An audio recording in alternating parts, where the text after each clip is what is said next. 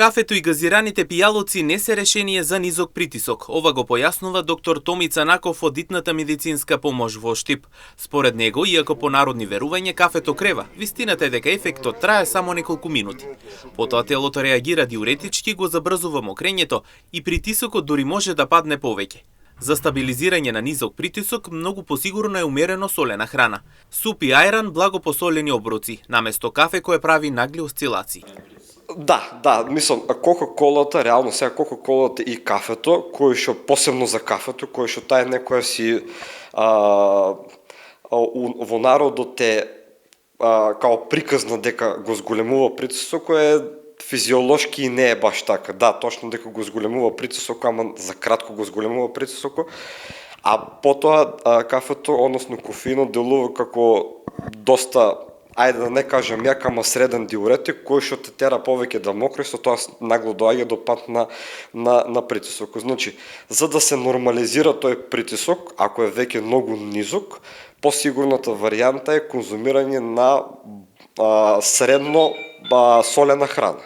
Значи на средно солена храна, од типот на сега зимските температури не дозволуваат конзумирање на супи, ајран може да се јаде, некоја минимално солена храна која што би го подигнала притисокот, а без при тоа да не доведе до ситуација да нагло повторно се спушти притисокот како што е кај кафето.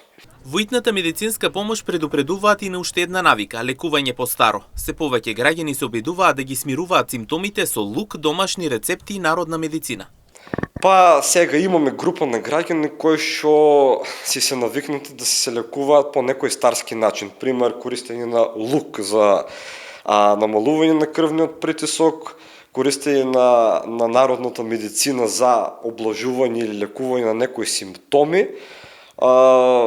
Колку го поддржувам тоа, толку и не го поддржувам, од таа страна на тоа што сега во овој момент имаме активност на самиот вирус, односно на самиот грип, активен е што може да предизвика посебно кај постарата група на граѓани, може да предизвика доста потешки и покомплицирани клинички слики. Значи, окей, ако при појавата првите ден-два превземеш нешто сам, ама доколку таа симптоматологија не се подобрува никако, следното е да се оди на лекар, да се направи целосна крвна слика, да се испита целата таа клиничка слика и да се види дали е за лекување на ниво на примарна здравствена заштита или треба да се опати веќе на секундарна, односно во клиничка болница.